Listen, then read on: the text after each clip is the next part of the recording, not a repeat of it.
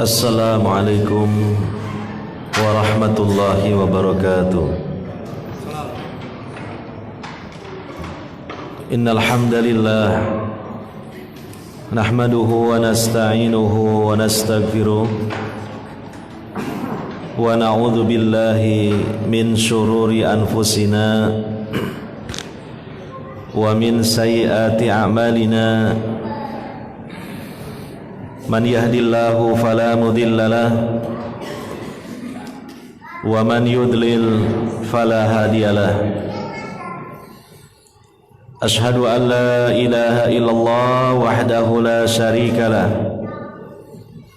wa ashhadu anna Muhammadan abduhu wa rasuluh sallallahu alaihi wa ala alihi wa sahbihi ajma'in wa man tabi'ahum bi ihsanin ila yaumiddin.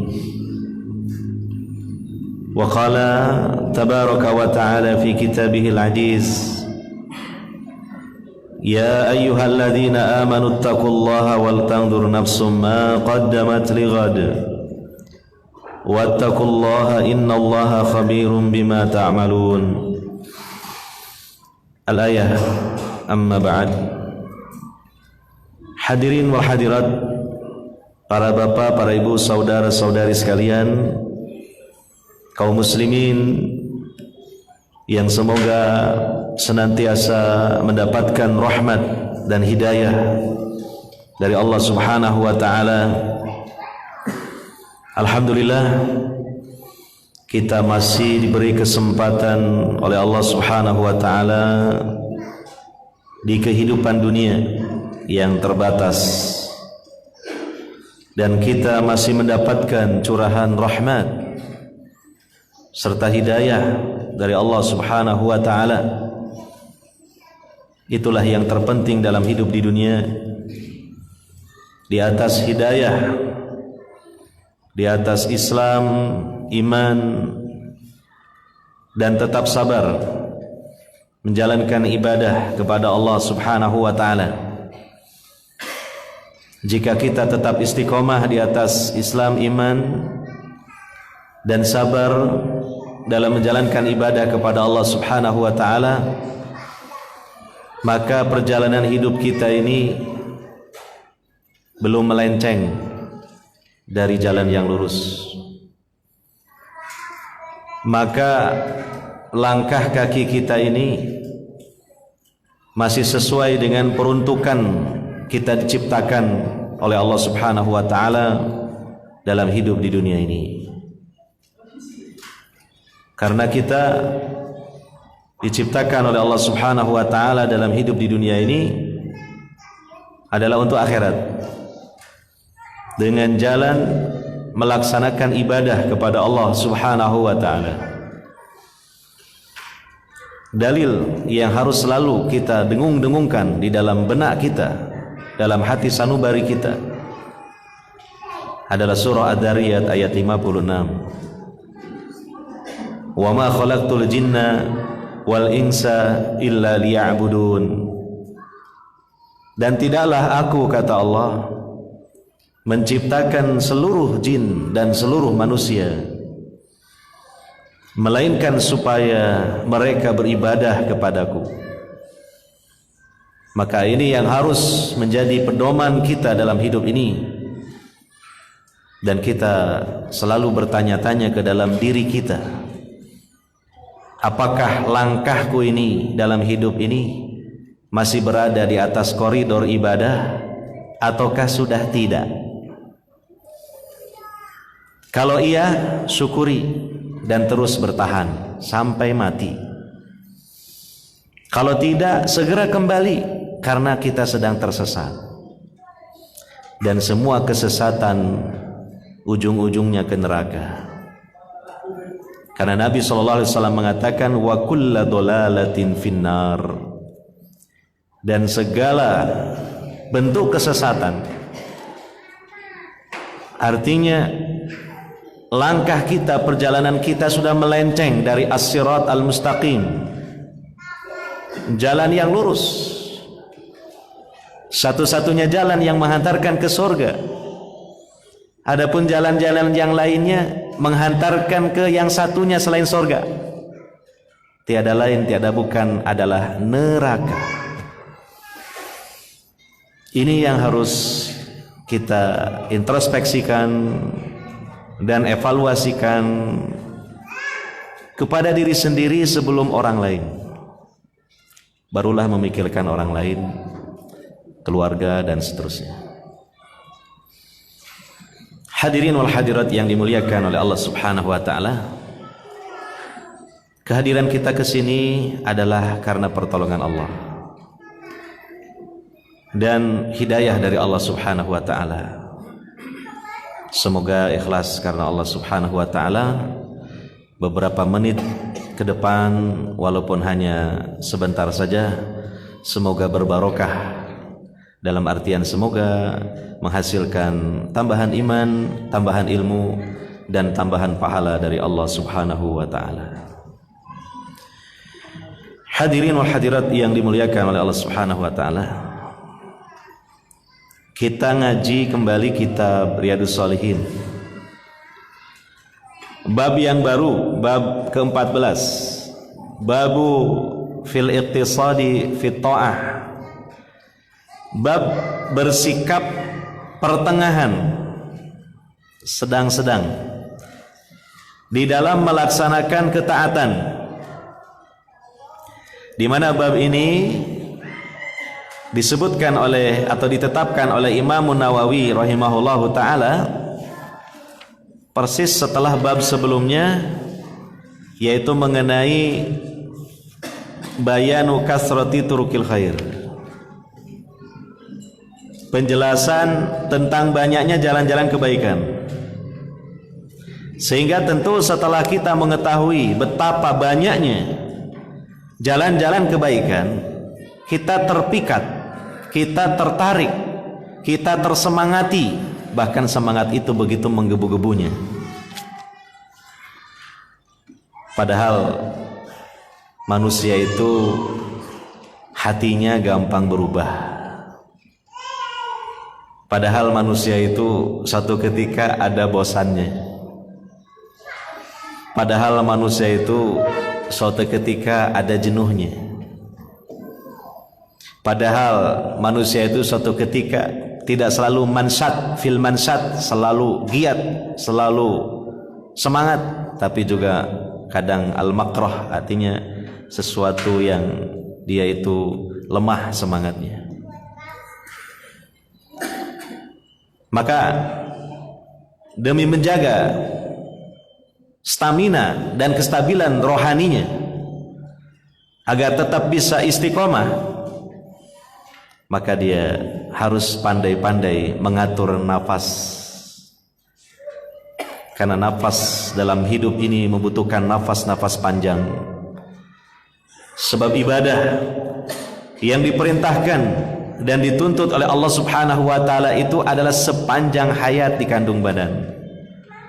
Selama kita hidup di dunia ini. Maka untuk penyeimbang, supaya ketika dalam keadaan lemah semangat, setelah dia begitu banyak melakukan kebaikan, langsung dia meluncur jatuh ke bawah sehingga khawatirnya tidak bisa bangkit kembali, maka hendaknya dalam melakukan ketaatan-ketaatan itu ada keseimbangan-keseimbangan. Keseimbangan itu dapat kita ambil pelajaran dari bab ini insyaallah. Bab al-iqtisad fit ta'ah, bersikap sedang-sedang, pertengahan dalam ketaatan. Ya. Sudah kita sampaikan muqaddimahnya insyaallah kalau tidak salah pada pertemuan yang lalu, yaitu berupa ayat-ayat Al-Quran, diantaranya surah Toha ayat pertama dan kedua. Toha ma anzalna alaikal qur'ana litasqa. Toha ini namanya fawatihus surah atau pembuka sebagian surah-surah yang berupa potongan huruf hijaiyah itu tidak ada artinya tetapi mengandung makna. Banyak sekali awal surah yang diawali dengan potongan huruf hijaiyah ini, kemudian disusul ayat berikutnya menyebutkan tentang Al-Quran. Maka ada hikmah yang tersirat di balik itu, yaitu sebuah tantangan dari Allah Subhanahu wa ta'ala kepada seluruh jin dan manusia untuk membuat tandingan berupa ungkapan-ungkapan yang sederajat nilainya dengan Al-Quran. Tetapi itu mustahil, tidak akan ada yang mampu sampai hari kiamat, dan itu sudah dinyatakan oleh Allah Ta'ala dalam surah Al-Baqarah. Dan bahwasanya juga untuk menyatakan bahwa Al-Quran itu kalamullah, berupa rentetan dari kata-kata yang tergabung dalam sebuah ayat, dan setiap satu kata itu adalah gabungan dari beberapa huruf hijaiyah ya. Maka ini menunjukkan bahwa Al-Quran adalah kalamullah ghairu makhluqin, bukan makhluk, sebagaimana keyakinan Mu'tazilah, keyakinan yang salah dan sesat yang meyakini Al-Quran adalah makhluk ya. Nah, pada dua ayat ini dijelaskan bahwa Al-Quran, demikian juga hadis-hadis Nabi SAW sebagai pelengkap dan penjabaran dari Al-Quran, itu diturunkan oleh Allah Subhanahu wa ta'ala kepada Nabi Muhammad SAW untuk disampaikan kepada seluruh jin dan manusia, tidak untuk memberatkan mereka,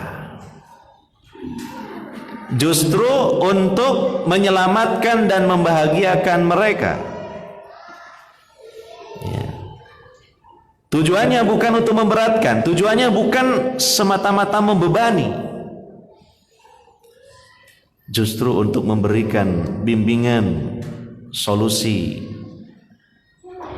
dan meringankan dari beban-beban hidup di dunia yang penuh dengan fitnah dan ujian. Sebab fitnah dan ujian itu pada hakikatnya merupakan beban hidup, setidaknya beban pikiran. Maka solusinya ada di dalam Al-Quran. Dari segala beban hidup, problem hidup, persoalan hidup di dunia ini. Makanya di dalam surah Toha ini di ayat yang lain juga Allah menyatakan, "Wa man a'rada an dzikri fa inna lahu ma'isatan donka." Barang siapa yang berpaling dari peringatanku, yaitu dari Al-Quran, tidak menjadikan Al-Quran ini sebagai pedoman, sebagai istilahnya way of life, maka akan dijadikan untuknya kehidupan yang sempit. Artinya beban demi beban yang menghimpit dia karena tidak terselesaikan, disebabkan karena tidak menjadikan Al-Quran sebagai solusi hidup. Dengan demikian Al-Quran diturunkan bukan untuk membebani manusia, tapi justru untuk melepaskan atau meringankan beban manusia. Itu yang harus dipahami dengan benar. Di ayat yang lain, surah Al-Baqarah ayat 185, Allah menyatakan, yuridullahu bikumul yusra wa la yuridu bikumul usra. Ini berkaitan dengan syariat menjalankan puasa di bulan Ramadan. Allah menghendaki kemudahan bagi kalian, dan tidaklah Allah menghendaki kesulitan bagi kalian.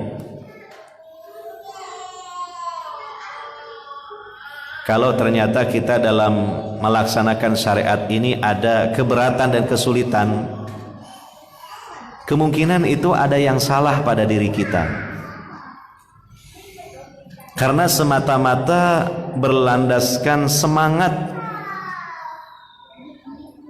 dan juga keinginan kuat untuk meraup pahala sebesar-besarnya, tetapi tidak melihat situasi dan kondisi serta kemampuan diri, sehingga akhirnya dia seolah-olah diibaratkan seperti menabrak karang. Ketika dia melakukan banyak kebaikan, ternyata tidak mungkin semua kebaikan itu dapat dia lakukan karena keterbatasan dirinya. Lalu dia memaksakan diri sehingga banyak kebaikan-kebaikan lain yang terbengkalai akhirnya memblender dirinya sendiri. Jatuhlah dia sehingga kemudian sulit lagi untuk bangun. Maka ini ada yang salah pada diri kita dalam melakukan kebaikan. Sesungguhnya dalam bab ini dijelaskan tentang manhaj dalam berbuat ketaatan. Ada manhajnya dalam berbuat ketaatan itu. Ketika menyimpang dari manhajnya ini, maka justru maunya dia ingin melaksanakan semua kebaikan, pada ujungnya malah meninggalkan semua kebaikan. Lalu kemudian dalam hatinya memvonis syariat ini berat, syariat ini beban. Nah itu, padahal sudah dinyatakan ma anzalna alaikal qur'ana litasqa. Padahal sudah dinyatakan yuridullahu bikumul yusra wa la yuridu bikumul usra. Maka kita sudah diajari dalam manhaj ahli sunnah wal jamaah tentang sikap at-tawassut, bahkan at-tawassut fi kulli syai', pertengahan dalam segala sesuatu. Dan ini adalah ciri khas Islam itu sendiri sebagai agama yang wasat, dan juga ciri khas dari madhab dan manhaj berjalan di atas sikap wasat, pertengahan. Pertengahan bainal ghalina wal jafina, pertengahan di antara gulu, berlebih-lebihan dan melampaui batas, dan di antara meremehkan. Wasat, pertengahan bainal ifrat wa tafrid, pertengahan antara ifrat jadi berlebih-lebihan dan antara tafrid yaitu bermudah-mudah atau meremehkan. Inilah manhaj dalam melaksanakan ketaatan. Lebih jelasnya ya sebagaimana kecerdasan Imam Nawawi dalam memilihkan hadis-hadis yang tentu semua itu adalah kesimpulannya ada pada judulnya ini, bab fil iktisadi fi ta'ah. Hadis yang pertama muttafaq alaihi, riwayat Al-Bukhari wa Muslim, an Aisyah radhiyallahu anha, dari Aisyah radhiyallahu anha, anna Nabiya sallallahu alaihi wasallam dakhala alaiha, bahwa Nabi sallallahu alaihi wasallam sebagai suaminya masuk ke rumah atau hujrah, ya, semacam kamar, karena rumahnya itu semacam kamar sederhana. Masuk ke hujrahnya Aisyah radhiyallahu anha. Wa indaha imra'atun, tetapi di samping Aisyah ada seorang wanita. Itu. Rupanya ada orang lain yang telah hadir di rumah Aisyah itu, selain Nabi sallallahu alaihi wasallam, yaitu seorang wanita. Qala, Nabi bertanya, man hadhihi, siapakah wanita ini? Ya, ternyata ini bukan sekedar semata-mata spontanitas karena merasa heran dan ada wanita yang belum dikenal, tapi di sini ada pelajaran ternyata yang dijelaskan oleh sebagian ulama, menunjukkan kehati-hatian Nabi sallallahu alaihi wasallam, sehingga ucapan Ya tentunya mungkin setelah salam ya, yang disampaikan kepada istrinya adalah berupa pertanyaan, siapa wanita ini? Pelajarannya bagi kita adalah kita harus hati-hati dengan masuknya pihak ketiga atau orang lain yang bukan anggota keluarga kita ke dalam rumah kita. Berapa banyak prahara kehidupan rumah tangga diawali karena masuknya pihak ketiga ke dalam rumah tangga kita. Bukan berarti dilarang, tapi artinya diperhatikan dan diwaspadai. Kehadirannya untuk apa? Kehadirannya apakah mendatangkan maslahat ataukah justru menimbulkan mudarat dalam kehidupan rumah tangga kita? Dan ini pada kenyataannya memang banyak terjadi. Contoh saja ketika dalam kehidupan sebuah rumah tangga, suami istri mendatangkan orang lain masuk ke dalam rumahnya, bahkan berinteraksi begitu dekatnya. Karena apa? Orang ketiga ini seorang pembantu rumah tangga. Ternyata pembantunya ini perempuan, usianya juga masih sangat muda, dan wajahnya itu, ini bahasa lainnya ya, wajahnya itu menimbulkan fitnah untuk suami, bukan untuk istri. Bisa dipahami? Ya. Nah inilah kadang berawal dari sinilah terjadi prahara kehidupan rumah tangga. Apalagi ternyata si pembantu ini tidak paham dengan agama.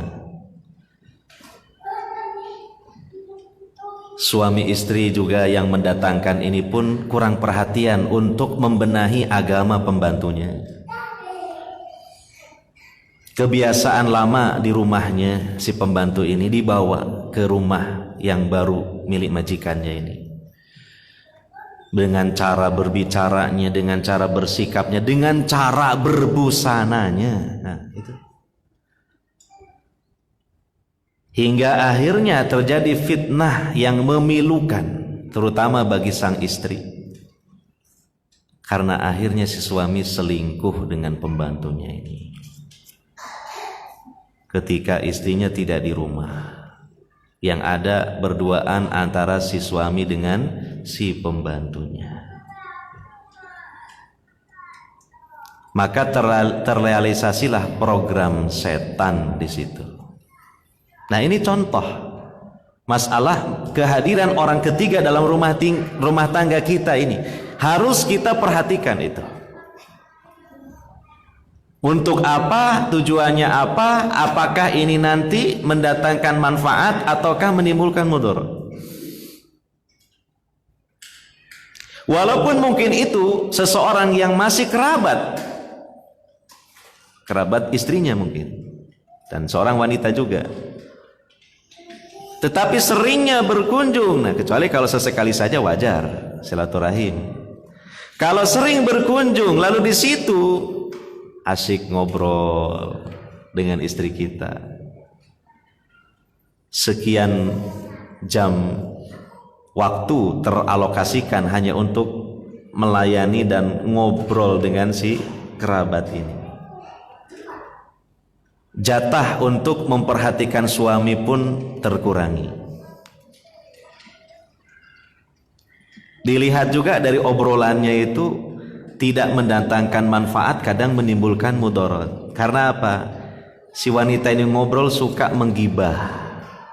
Istri kita pun semakin lama menikmati gibahnya. Ini sudah masalah ini, gitu. Kadangkala si kerabat ini terlalu mendalam-dalam dan tanya-tanya urusan intern rumah tangga kita, yang sebenarnya tidak harus itu diketahui oleh orang lain. Suami sampean tuh kesukaannya makan apa ya? Nah, mulai. Suami sampean tuh kalau pulang jam berapa ya? Suami sampean tuh warna kesukaannya apa? Kok sudah sampai ke situ ya? Gitu. Suami sampean itu kira-kira sandalnya nomor berapa? Ada apa ini gitu? Iya. Sampai akhirnya masalah, aduh, terlalu mendalam. Sampeannya dikasih nafkah itu untuk lahiriahnya per bulan berapa? Masih agak mending, masih agak mending. Yang kedua, nafkah batiniahnya berapa kali seminggu? Aduh. Namanya orang, kadang orang yang awam itu kadang ngomong itu nggak terkendali. Ini sudah mulai nih urusan yang dakhiliyah, istilah al-umurud dakhiliyah. Perkara-perkara yang itu urusan dalam lah. Tidak perlu orang lain tahu.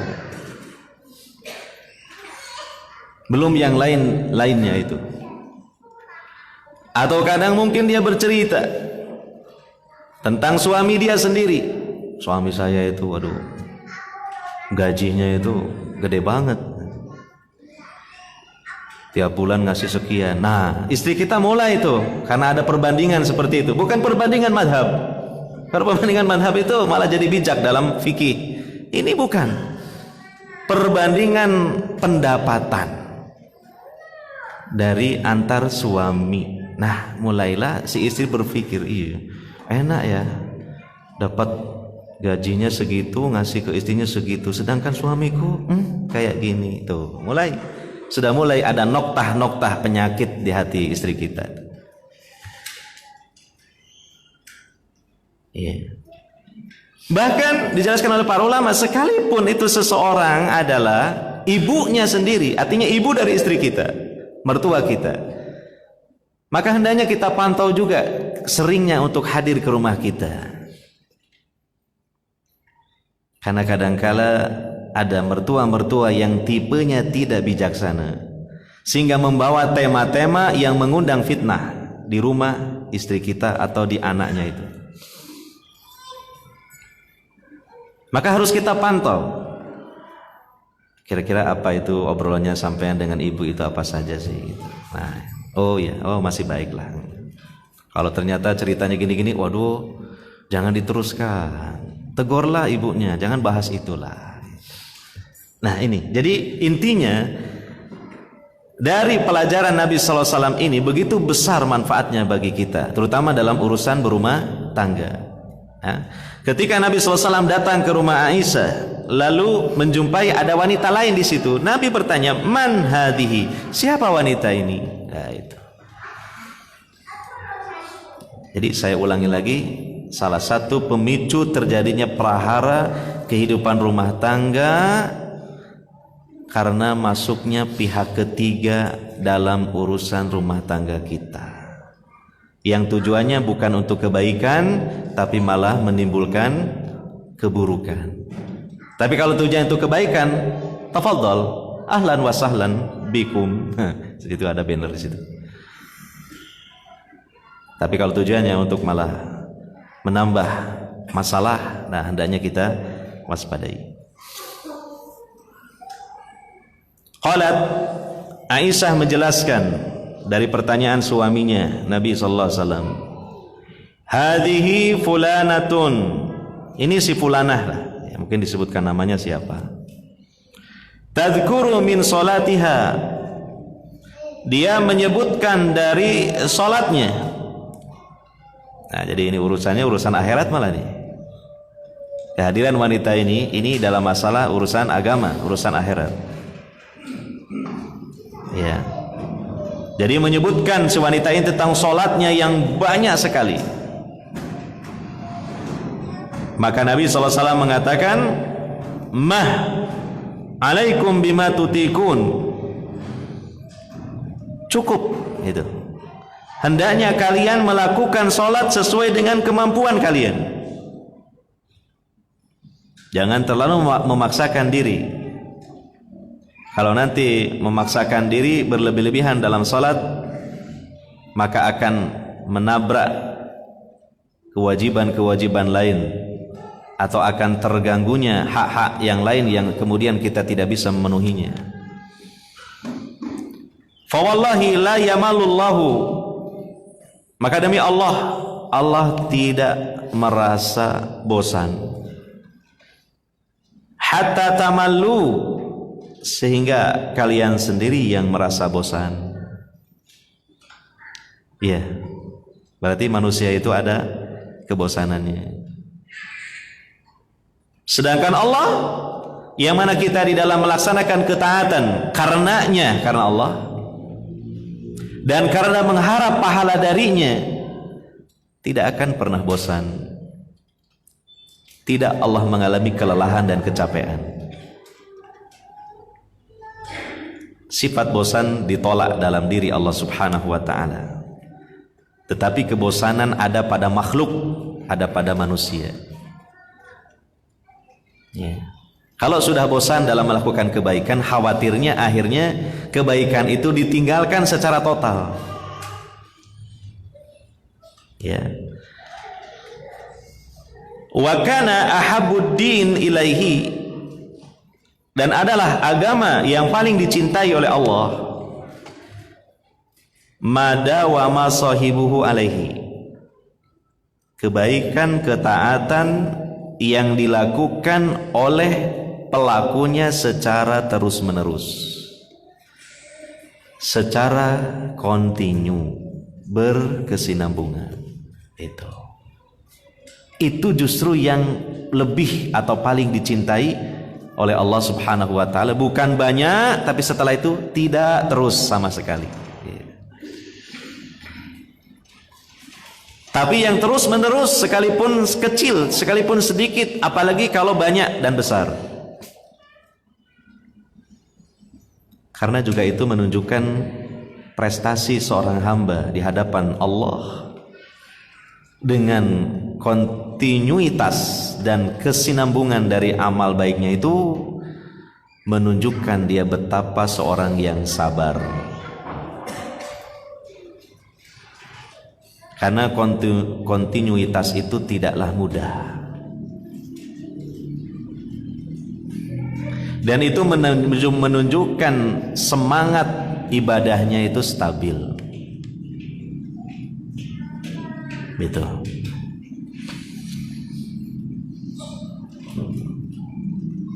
Di sini dijelaskan oleh Imam Nawawi, Nabi mengatakan mah itu kalimatun nahyin wa zajr,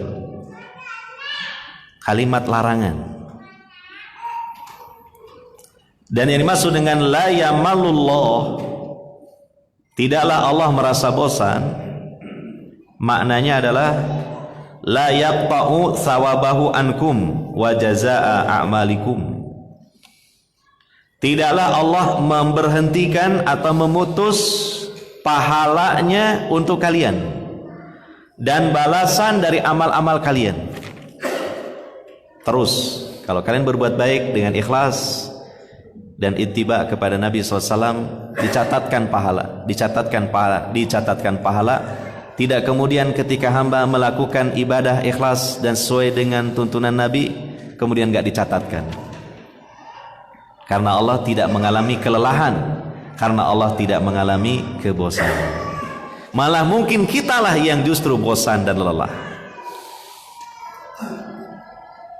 Maka harus kita atur dalam melakukan amal kebaikan.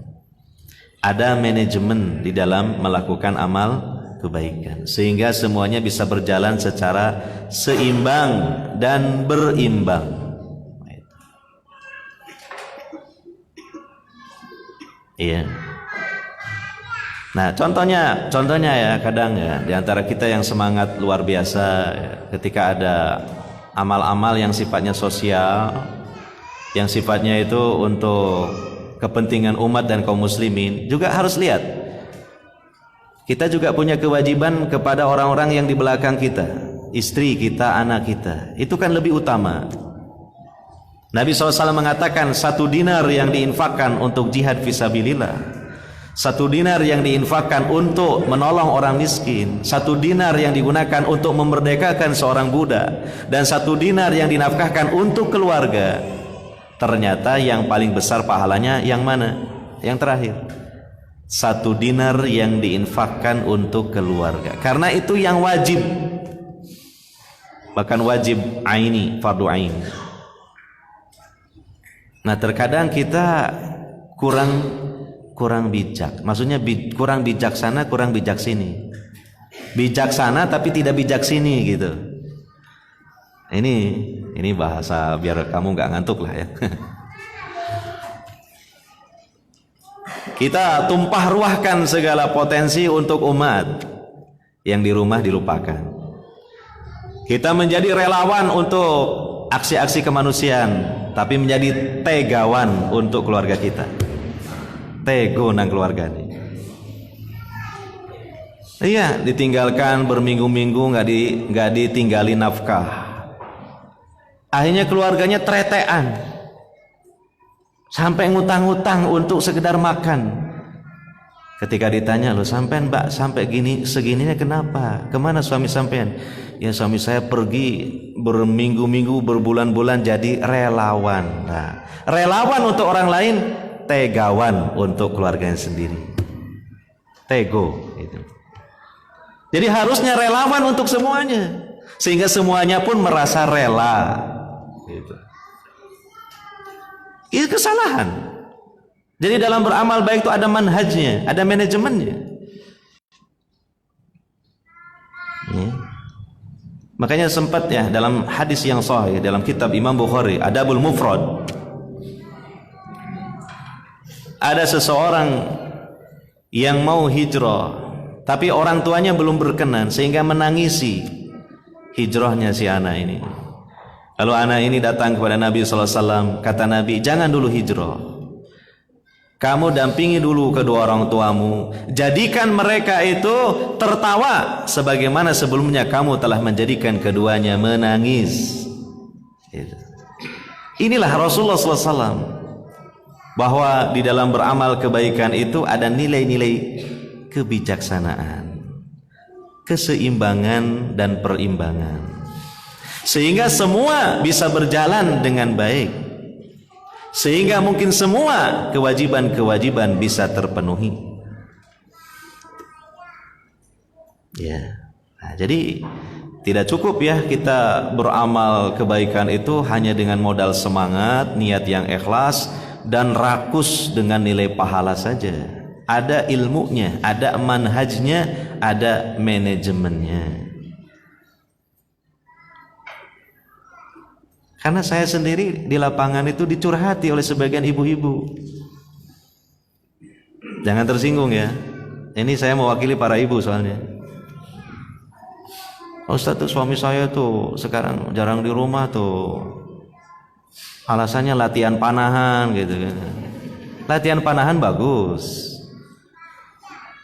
Tapi ini istri sudah mulai merasa dipanah hatinya ini gitu. Diaturlah waktunya yang baik, jangan berlebihan gitu. Wah, dia asik banget punya komunitas para pemanah. Ketika ada waktu longgar, terus berangkat sama komunitasnya. Istrinya kurang dapat sentuhan. Dalam tanda kutip. Itu.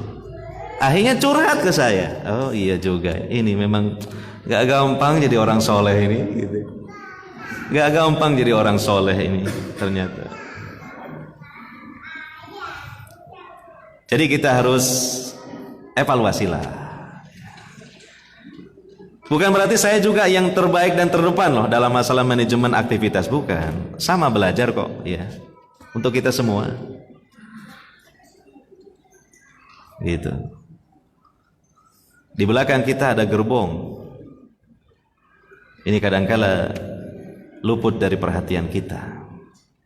Khawatirnya kalau dibiarkan terus sementara kita tidak sadar, itu nanti bagaikan menjadi bom waktu yang suatu ketika nanti akan meledak, dan ledakannya dahsyatnya luar biasa.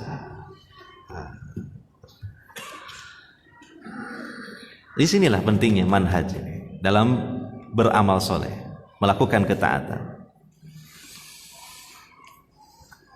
Hadirin wal hadirat yang dimuliakan oleh Allah Subhanahu wa taala.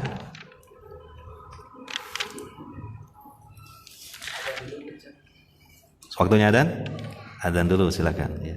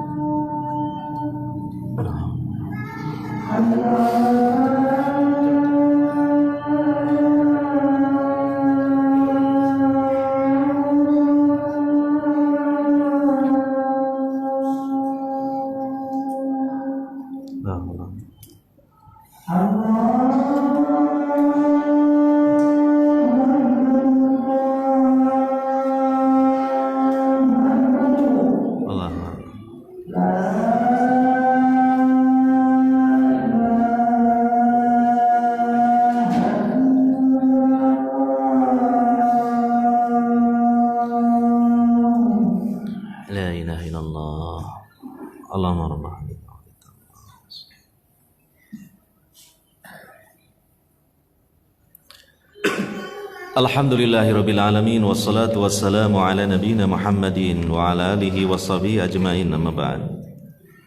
Makna dari la yamalullah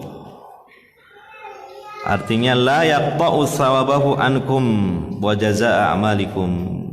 Allah tidak memutus pahala balasan dari amal kebaikan kalian. Karena Allah tidak merasa kelelahan, tidak mengalami kelelahan, tidak merasa kebosanan. Wa yu'amilukum mu'amalatal mal, ya, hatta tamallu. Tidak mungkin kemudian Allah bersikap kepada kita itu sebagaimana seseorang yang bosan, tidak. Ya. Hatta tamallu, justru sampai kalian sendiri yang bosan.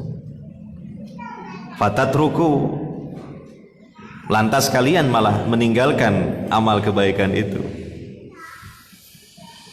Fayanbaghi lakum an ta'khudhu ma tutiquna ad-dawama alaih.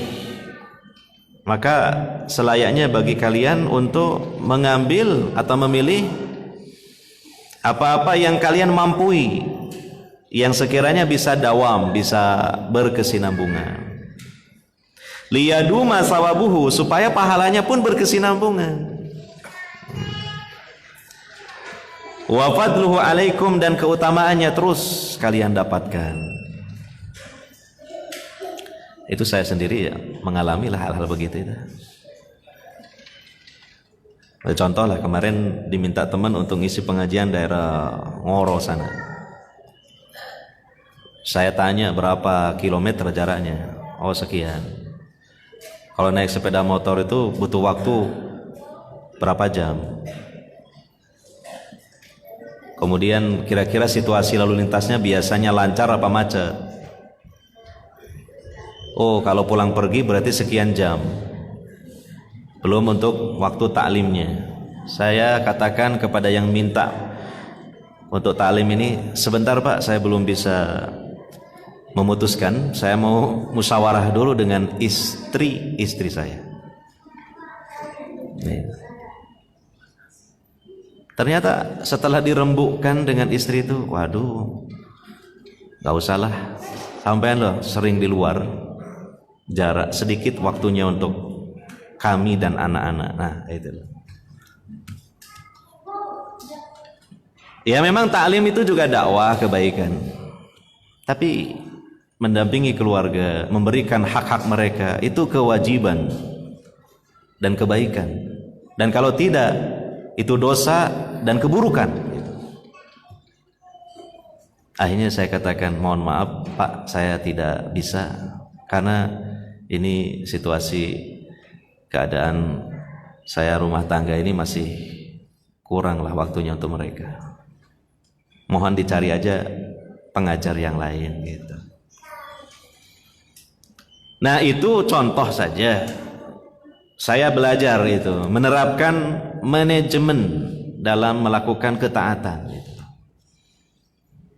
Jangan sampai karena mengambil sebuah ketaatan yang baru, sementara ketaatan yang lama ditinggalkan. Tentu itu sebenarnya kan sama saja, bahkan akhirnya menimbulkan mudarat.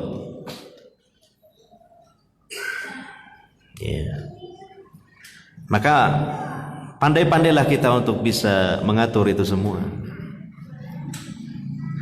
Termasuk antum-antum di sini, bukan gembosi ya. Dedikasi, loyalitas dalam memakmurkan masjid. Jangan sampai menenggor kestabilan di rumah tangga antum. Kadangkala ini tidak disadari dan lupa, karena mungkin ada istri yang berani ngomong, ada yang tidak berani ngomong. Ada yang ngomongannya langsung disampaikan lewat lisannya, ada yang dipendam dalam hatinya. Hati-hati, ini penyakit dalam rumah tangga. Dan lambat laun akan terlihat gejala-gejalanya. Bukan berarti kemudian menghalangi untuk menumpah ruahkan segala potensi demi kemajuan masjid. Tapi ingat, ibadah di dunia ini bukan hanya ngurusi masjid saja. Masih banyak lahan-lahan kebaikan yang lainnya, kewajiban-kewajiban yang lainnya. Maka hendaknya kita atur sedemikian rupa sehingga semuanya bisa berjalan dengan baik. Ada seorang ikhwan ngurusi masjid terus sampai untuk keluarganya sangat-sangat kurang. Ketika ada suatu teguran dari istrinya, dia mengatakan, relakan saja, suamimu ini berjihad. Nah maka tidak perlu lagi lah dia beralibi seperti itu, karena memenuhi kehidupan rumah tangga, kebutuhannya dan perhatiannya itu juga bagian dari ibadah. Pada ujung-ujungnya hingga sampailah pada titik kulminasinya, terjadilah perhara yang besar dalam kehidupan rumah tangganya. Ya, jadi hati-hati itu seperti itu. Harus terukur dan harus berimbang. Jangan selalu pokoknya saya ada kebaikan di depan saya, harus saya borong semua untuk saya. Silakan kalau kemampuan serta situasi kondisinya memungkinkan. Kalau tidak, ya ambillah sekian persen saja, biar sisanya untuk orang lain gitu. Karena kita juga harus memenuhi porsi-porsi yang lain yang harus kita penuhi. Itu maksudnya. Nanti seimbang, nyaman, tenang. Dan justru perjuangan kita di luar rumah pun juga bisa berjalan dengan lancar. Bisa dirasakan sendiri itu. Nah, maka dari kisah ini Nabi SAW menegur seorang wanita yang berkunjung ke rumah Aisyah. yang mana wanita ini menceritakan tentang sholatnya yang sangat banyak. Maka Nabi SAW mengatakan, cukuplah, artinya jangan berlebihan melakukan sholat itu. Kebaikan-kebaikan yang lain juga harus diperhatikan. Bahkan tubuhnya pun ini kan punya hak juga untuk dipenuhi. Kalau berlebihan dalam lelahnya untuk melaksanakan ketaatan, akhirnya mungkin tubuhnya pun akan sakit. Kalau sudah sakit justru nanti malah tidak bisa melakukan kebaikan yang banyak. Ada haknya tubuh ini juga. Ya. Maka Nabi SAW memerintahkan wanita ini untuk tidak melakukan sholat yang terlalu banyak, sehingga ini memberatkannya dan bisa melemahkannya di masa yang akan datang, sehingga justru wanita ini tidak bisa istiqomah atau mudawamah dalam sholatnya. Ya. Kemudian Nabi SAW memerintahkan untuk melaksanakan sholat yang sesuai dengan kemampuan saja, tetapi bisa terus gayeng mudawamah. Maka Nabi SAW juga mengatakan di hadis yang lain, alaikum bil amali bima tutikun, kalian hendaknya melakukan amalan-amalan sesuai dengan kemampuan kalian. Maksudnya la tukallifu anfusakum wa tajhaduha, jangan kalian terlalu membebani diri kalian sehingga kalian terlalu payah. Karena kalau terlalu payah suatu ketika akhirnya dia akan lelah, capek, kemudian muncul kebosanan, akhirnya dia meninggalkan amalan itu secara total malahan. Iya. Makanya pernah juga suatu ketika ya seorang sahabat datang kepada Nabi SAW, yaitu sahabat Abdullah bin Amr ibn al-As radhiyallahu anhuma. Beliau mengatakan kepada Nabi SAW, la asumannan nahara wal akumannal laila ma'istu, sungguh aku benar-benar akan melaksanakan puasa terus menerus setiap hari, dan aku akan melaksanakan sholat malam terus menerus selagi aku masih hidup. Ini menunjukkan semangat yang luar biasa dari sahabat Abdullah bin Amr ibn al-As. Ya. Maka kemudian Nabi SAW mengatakan, antal ladzi qulta dzalika, engkau mengatakan seperti itu? Naam ya Rasulullah, wahai Rasulullah, iya. Maka Nabi SAW mengatakan, innaka la tutiku dzalika, sesungguhnya engkau tidak mampu melakukan itu. Nah, jadi bagaimana Nabi SAW ya tentu atas wahyu dari Allah Subhanahu wa taala memberikan bimbingan. Karena biasalah manusia itu kalau komitmen, kalau di awal-awal begitu hebat, itu biasa. Tapi apakah itu bisa bertahan selama-lamanya? Belum tentu. Ya, sudah biasa terjadi pada manusia apa yang disebut dengan mekar bunga semusim. Kalau dalam peribahasa agak kasar itu angat-angat titik-titik ayam. Awalnya koyo-koyo gitu. Nah, biasa. Maka untuk mengantisipasi supaya stabil terus lah, itu jadi diseimbangkan dengan kemampuan serta situasi dan kondisi. Iya, itu lebih baik seperti itu. Ya pengalaman, maksudnya pengalaman diri sendiri begitu, bukan orang lain lah. Kemudian Nabi SAW memerintahkan sahabat Abdullah ibni Amr ibni As untuk berpuasa 3 hari dalam 1 bulan. Dikasih alternatif yang lain. jangan tiap hari. Ternyata masih ditawar oleh Abdullah ibni Amr ibni As ini.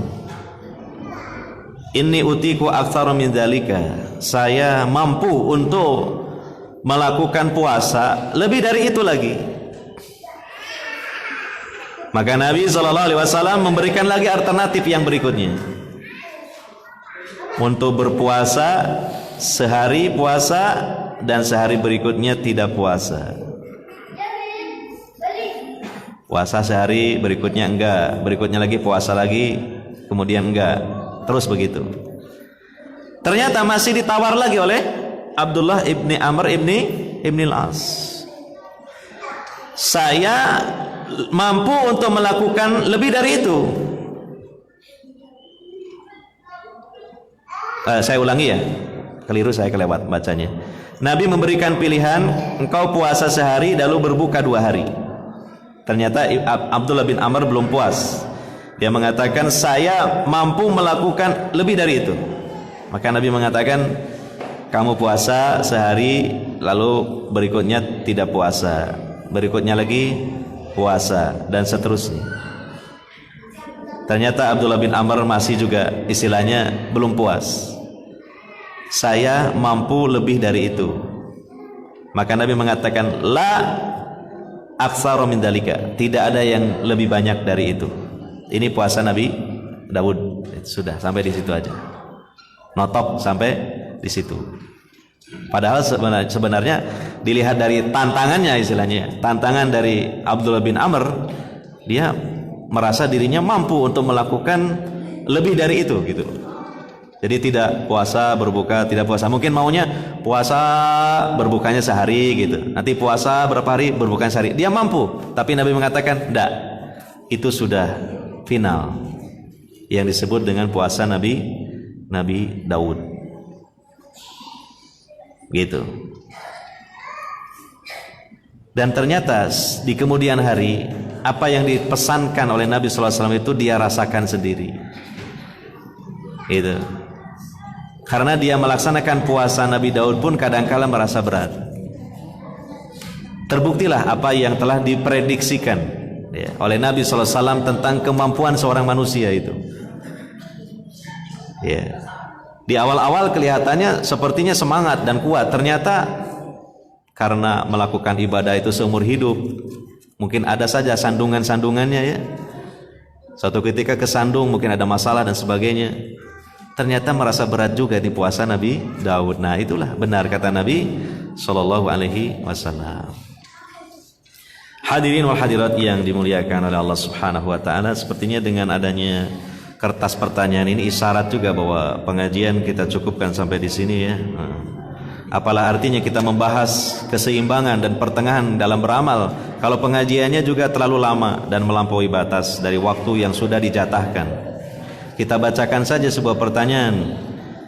Bismillah, afwan, ana mau bertanya, apakah manajemen waktu yang disampaikan tadi apa juga berlaku pada yang statusnya masih sendiri?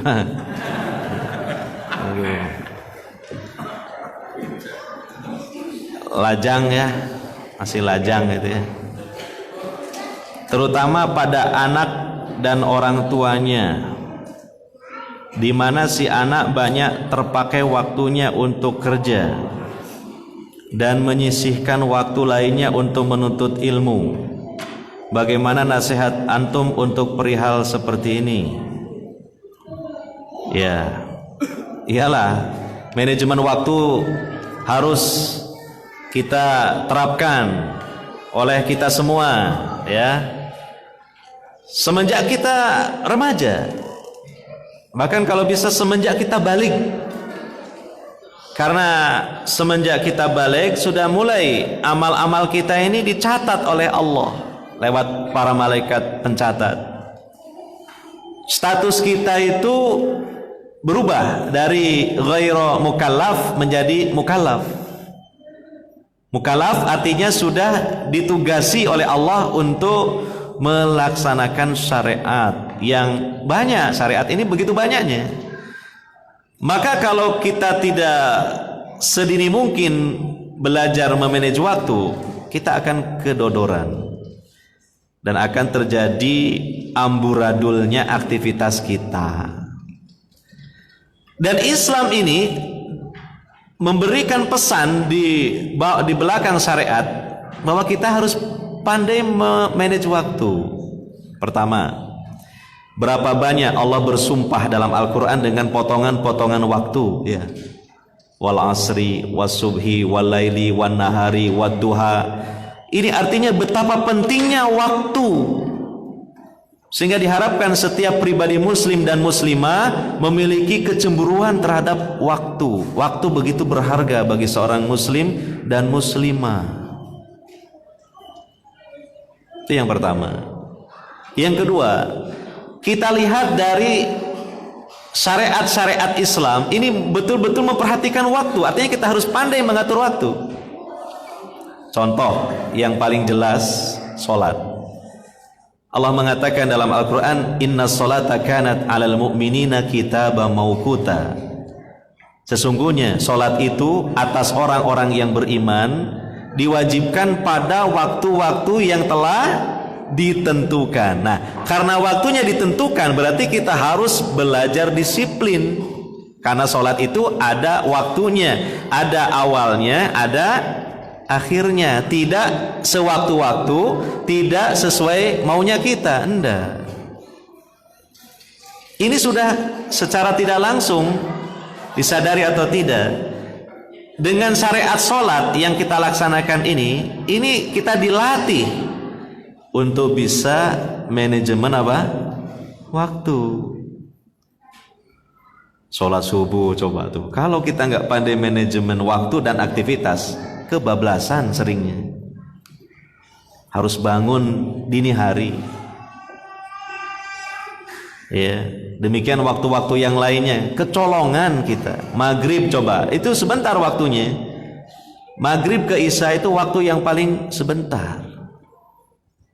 Nah, kalau kita tidak pandai memanage waktu dan aktivitas, kebablasan kita, kelewatan waktunya. Nah, jadi yang ditanyakan tadi benar, harus sejak dini. Bahkan anak-anak kita juga harus kita didik dari awal untuk pandai manajemen waktu atau manajemen aktivitas. Itu. Iya, nah mungkin jawaban saya tidak diperpanjang lah. Itu bagian juga dari manajemen waktu ya. Nah, mungkin ada pertanyaan yang lain?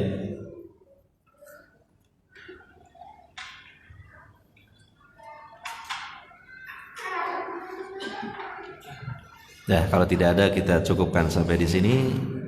Toh kita pulang ke rumah pun juga akan berlanjut melakukan ibadah yang lain juga. Nah itu maksudnya.